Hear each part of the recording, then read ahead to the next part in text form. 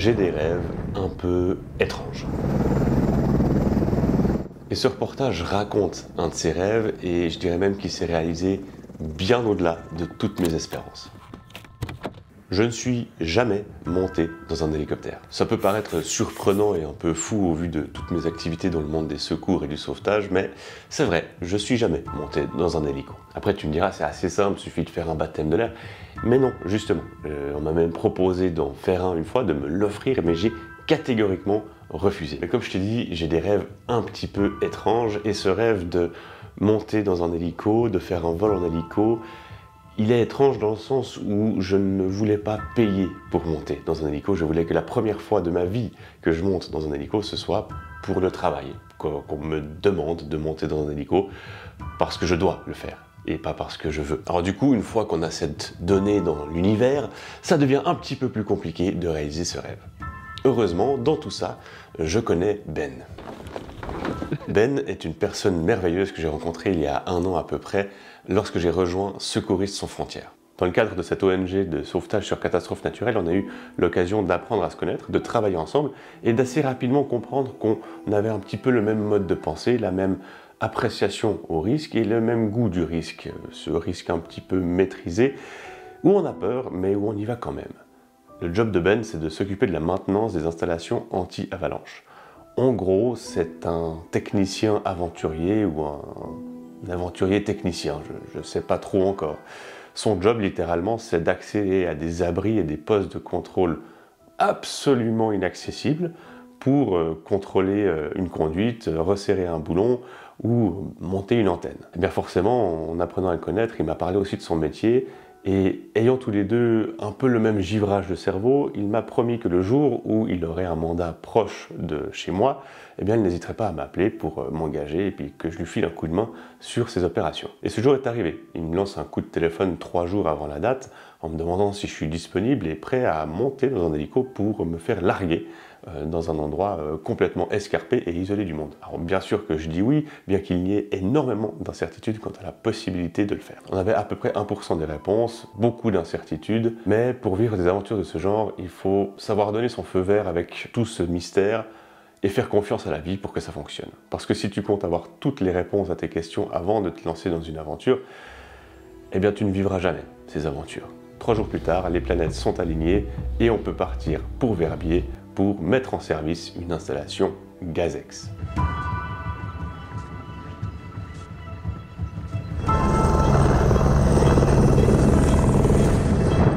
Une fois qu'on arrive sur place, on comprend assez vite que la mission du jour ne va pas être de simplement monter dans un hélico.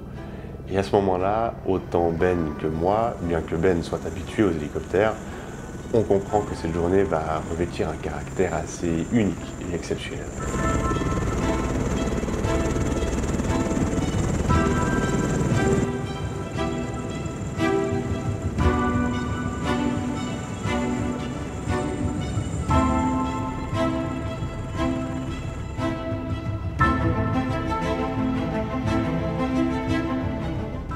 Bon alors désolé pour la caisse à outils en plein dans le champ, mais bon, on n'avait pas beaucoup de place dans cet hélico, mais bref, on a fait ne serait-ce à peine 1 minute dans l'hélicoptère jusqu'à ce qu'il se pose entre 4 télésièges et 3 téléskis et qu'on nous demande de sortir avec tout notre matériel. Alors bien que le vol ait duré seulement 1 minute, en termes de sensations, j'ai quand même pu ressentir pas mal de choses, et notamment le fait que c'est très doux comme mouvement et que c'est assez peu bruyant, en dehors du fait qu'il y ait un rotor au-dessus de ma tête et qu'on l'entende quand même pas mal. Si on enlevait ce son, j'aurais pu me croire dans un télécabine en termes de sensations.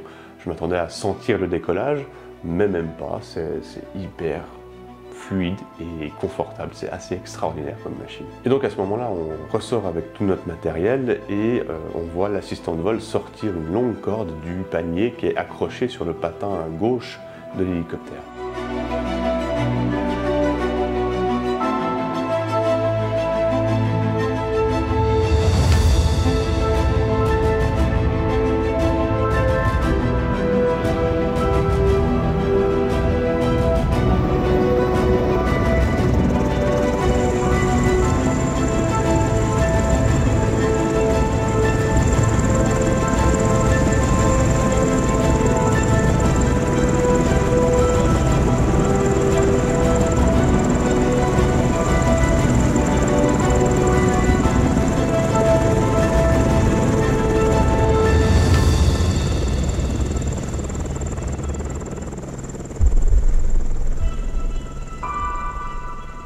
il prépare sa corde et en moins de temps qu'il en faut pour le dire, eh ben, on se retrouve accroché sur un mousqueton et l'hélico redécolle avec la corde au bout, la corde qui se tend. Et à ce moment-là, on vole.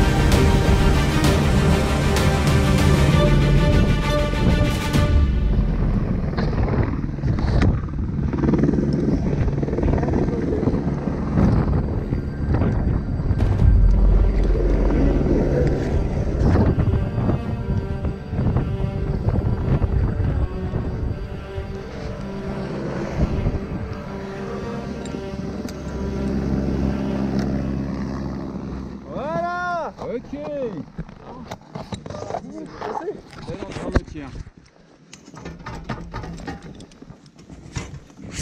Ah, t'as mis une pelle, très bien. Ouais, j'ai repéré tout à l'heure. Alors qu'est-ce qu'on est venu faire à Verbier et qu'est-ce qu'une installation GASEX? Une installation GASEX, c'est un système de déclenchement d'avalanche préventif. On a un tube qui sort de la montagne, qu'on appelle un exploseur, et ce tube est relié à un abri qui contient des bonbonnes d'oxygène et de propane. Lorsqu'on en a besoin, lorsque les conditions météo l'exigent, eh bien on peut injecter un mélange d'oxygène et de propane dans l'exploseur et au moyen d'une étincelle, déclencher une explosion à l'embouchure de l'exploseur et créer ainsi une avalanche préventive pour sécuriser le domaine.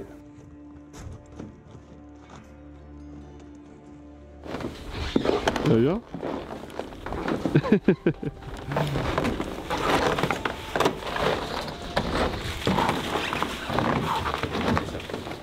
Déneiger un petit peu le toit, parce que là, le mât, si on le bascule, il va être en plein dans le vide. Donc il n'y a pas un intérêt à le descendre. Donc du coup tu es quand même sur le... Ouais, je vais monter sur le toit de l'abri, puis sur le mât, pour le froid, pour pas te geler les mains sur la ferraille. Ah bah ouais. Ça sent le petit pommade. Alors pourquoi on utilise ce système à la place de simplement mettre des explosifs par des patrouilleurs du domaine skiable? Eh bien on va privilégier ce genre d'installation dans des endroits vraiment inaccessibles ou trop dangereux pour les patrouilleurs. Donc c'est un gage de sécurité mais également un gage de prévisibilité dans le sens où, vu qu'ils sont reliés souvent à distance, eh bien on peut réagir beaucoup plus rapidement et efficacement face aux conditions météo, face aux chutes de neige et déclencher des avalanches de façon préventive au bon moment afin d'éviter de trop grandes accumulations et de trop grands risques pour le domaine skiable. Il est rempli à 200. On va vérifier les fuites. Ouais, et on fait les fuites. Le régulateur, le numéro de série du régulateur. Alors, 2042. Il n'y a pas l'antenne. Point 096. C'est vous qui voyez. Ça marche mieux avec. Ok. Ouais, ouais. Il y en a qui ont essayé. Ils ont eu des problèmes. Ils ont attendu longtemps. Ils ont eu des problèmes. Concrètement, ce jour-là, notre job consistait à vérifier l'installation, vérifier qu'il n'y ait pas de fuite et autres problèmes techniques, installer une antenne 4G afin de permettre le déclenchement à distance et bien sûr tester l'installation. Et assez rapidement, pendant qu'on travaillait autour du domaine, c'est devenu un petit peu le festival des explosions. Ah merde. Ouais, j'ai... Alors ça c'était l'exploseur là-bas. C'est tout un miracle quand ça pète.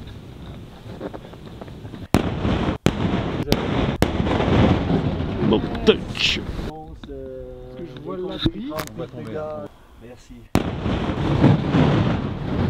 Et là, enfin, justement, t'as vu la distance entre... Prions. Je peux échanger avec Kevin s'il est dispo, parce que c'est lui qui avait fait le paramétrage pour Vincent. On va compter dessus cette équipe. Que s'amuser.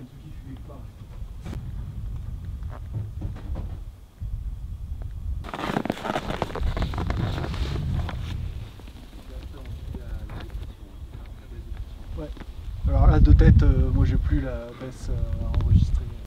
Et comme bouquet final, on avait le test de l'installation Gazex qu'on a mis en service avec l'exploseur qui était à juste 20 ou 30 mètres de nous.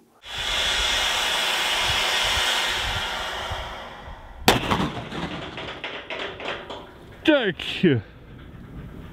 Ouh.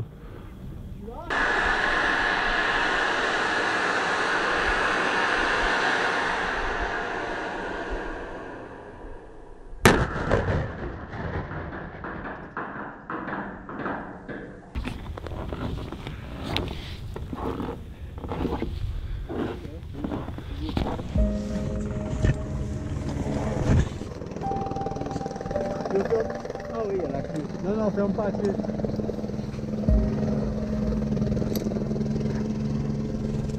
Il n'y a personne qui va venir ici. Acier sur acier. Ouais. Ouais.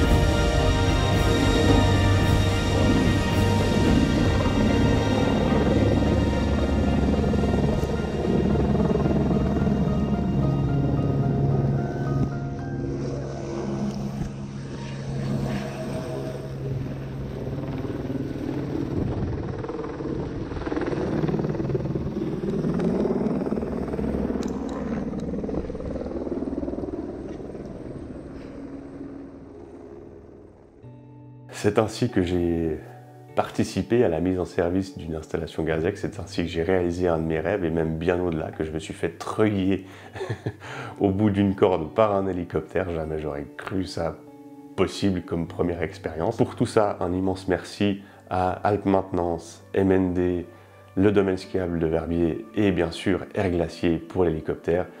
Merci à vous tous, vous avez juste créé des souvenirs indélébiles, et merci aussi pour votre immense professionnalisme à évoluer dans des conditions très particulières et souvent dangereuses. J'espère que ce reportage t'a plu et que tu en as appris un petit peu plus sur comment on sécurise un domaine skiable. Si tu veux savoir tous les détails de cette aventure et tout ce que je n'ai pas pu dire dans cette vidéo pour des questions de durée, je t'invite à écouter l'épisode de podcast qui y est dédié. Tu peux trouver le lien dans la description afin de savoir absolument tous mes ressentis et tous les détails de cette aventure extraordinaire. Et si tu as envie de transformer ta vie en une aventure, apprendre des compétences uniques qui te serviront toute ta vie pour vraiment vivre l'aventure de ta vie, eh bien je t'invite à t'inscrire à ma newsletter, le lien est également dans la description. C'est totalement gratuit, tu peux résilier en tout temps, et cerise sur le gâteau, en t'inscrivant à la newsletter, je t'offre une formation sur l'aventure ou la photographie. Voilà, c'est cadeau. En bref, dans la description, tu trouveras tous les liens de mes contenus qui se focalisent sur l'aventure, le monde du sauvetage